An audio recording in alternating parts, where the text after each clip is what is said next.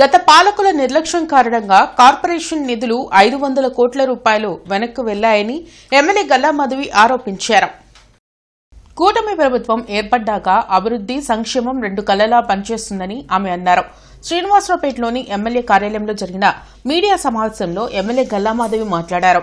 ఇటీవల జరిగిన జిల్లా సమీక్షా మండలి సమావేశంలో 406 కోట్లు గుంటూరు పశ్చిమ నియోజకవర్గానికి కేటాయించడం జరిగిందన్నారు. ఇందులో శాఖల వారీగా నిధులు ఖర్చు చేయడం జరుగుతుందని ఆమె వెల్లడించారు. వరద ముప్పుకు గురికాకుండా పీకలవాగును ప్రక్షాళన చేస్తామని చెప్పారు. ఇందుకోసం 145 నిధులతో డీపీఆర్ సిద్దం చేస్తున్నామని ఎమ్మెల్యే ప్రకటించారు. తన నియోజకవర్గంలో చేపట్టే అభివృద్ది పనుల గురించి ఈ నెల 11వ తేదీన సీఎం చంద్రబాబు నిర్వహించే సమావేశంలో ప్రస్తావిస్తామని ఎమ్మెల్యే స్పష్టం చేశారు. ప్రజలకు ఇచ్చిన మాటలను కూటమి ప్రభుత్వం నిలబెట్టుకుంటూ ముందుకు పోతుందన్నారు. ఒక బాధ్యతాయుతమైన ప్రభుత్వంగా, ఒక నిష్పాక్షికంగా ప్రవర్తించే పరిపాలించే ప్రభుత్వంగా, అకౌంటబిలిటీతో ముందుకు వెళ్తూ, ట్రాన్స్పరెన్సీతో ముందుకు వెళ్తూ, రెస్పాన్సిబిలిటీతో ముందుకు వెళ్తూ ఉన్న ఎన్డీఏ కూటమి ప్రభుత్వంకి అనేక సవాళ్లు ఎదురవుతూనే ఉన్నాయి.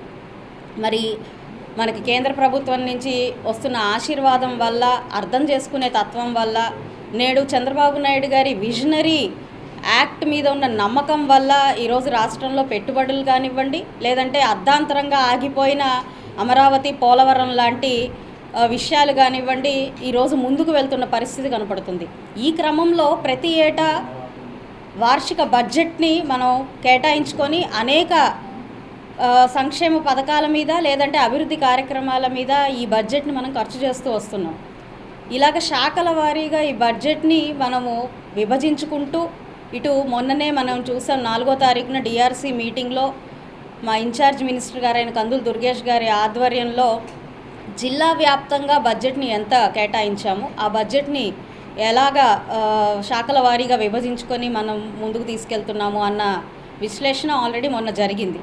అయితే ఈ క్రమంలో నియోజకవర్గ స్థాయిలో ఎంత బడ్జెట్ని కేటాయిస్తున్నారు, ఏ శాఖలకి ఎంతెంత వాటిని వాడుతున్నారు అనే ఒక సవివరణమైన ఒక పత్రాన్ని మనకి అధికారులు అందించడం జరిగింది.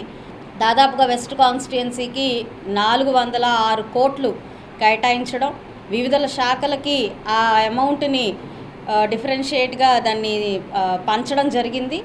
అందులో భాగంగానే ఆ అమౌంట్ ఏ శాఖకి ఎంత ఇచ్చారు అన్న దాని ప్రకారం ఈ సంవత్సరం ఖర్చు చేయబోతూ ఉన్నాం. ప్రతి శాఖలో కూడా చాలా సమస్యలు ఎదురొస్తూ ఉన్నాయి. ఆ ఎదురొచ్చే సమస్యలన్నిటికీ కూడా ఈరోజు 1 by 1 ఫేజ్డ్ బై ఫేజ్గా ప్రయారిటీస్ని ముందు పెట్టుకొని పరిష్కరించే ప్రయత్నం చేస్తూ ఉన్నాము.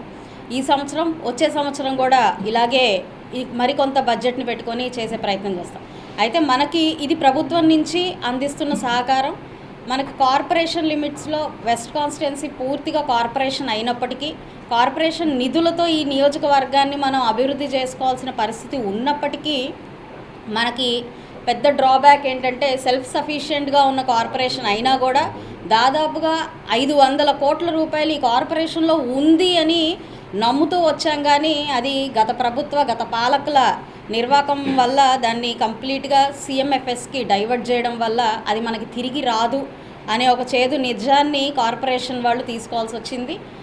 అది చాలా తీవ్రమైన బాధాకరం. మేము కూడా మొన్నటిదాకా ఆ అమౌంట్ వస్తుంది, ఇక్కడ చాలా మిగిలిపోయిన మౌలిక వసతులు కానివ్వండి, ఎందరో కమ్యూనిటీ హాల్స్ అడుగుతున్నారు, లేదంటే కొన్ని ప్రామిసెస్ చేస్తున్నాం ఎలక్షన్స్లో, వాటన్నిటికీ ఒక సమాధానం ఇవ్వచ్చేమో అని అనుకున్నప్పటికీ కూడా నేడు ఆ పూర్తిగా 500 కోట్లు ఏవైతే ఉన్నాయో అవి మావి కాదు అని తెలిసింది. అయితే ఇక కార్పొరేషన్కి వచ్చేది ఇటు పన్నుల ద్వారా, లేదంటే అటు వసూళ్ల ద్వారా వచ్చే ఏదైతే అమౌంట్ ఉందో అది దగ్గర 100 కోట్లకు మించి లేదు. ఇప్పుడు ఈ 100 కోట్ల అమౌంట్ గత 2 సంవత్సరాలుగా పనులు చేస్తున్న కాంట్రాక్టర్లకు చెల్లించాల్సిన అవసరం ఉంది, జీతభత్యాలు చెల్లించాల్సిన అవసరం ఉంది, ఇక్కడ ఉన్న కొన్నిటి మీద వాటిని స్పెండ్ చేయాల్సిన అవసరం ఉంది. అయితే ఇక మిగిలే అమౌంట్తో మనం ఎంత మేరకు పనులు చేయొచ్చు అన్న దాని మీద దృష్టి పెట్టాలి. మనకు ఆర్ఓబి కూడా ముందుకు తీసుకెళ్లాల్సిన అవసరం ఉంది. కాబట్టి వీటన్నిటిని దృష్టిలో పెట్టుకొని మిగులుతున్న ఆ మొత్తాన్ని రానున్న రోడ్లకో, డ్రైన్లకో, లేదంటే ఎలక్ట్రిసిటీకో వాడాల్సిన పరిస్థితి ఉంటుంది. ఇక మిగతా వాటి మీద మనకు కావాల్సిన విషయాల మీద ఫోకస్ చేయాలి, వాటికి నిధుల్ని ఖర్చు పెట్టాలి అని అంటే గవర్నమెంట్ని ఆశ్రయించాల్సిన పరిస్థితి ఉంది. కాబట్టి ఈరోజు బడ్జెట్ ప్రకారంగా మన నియోజకవర్గానికి 406 కోట్లు వివిధ శాఖలకి స్ప్రెడ్ చేస్తూ ఇవ్వడం జరిగింది.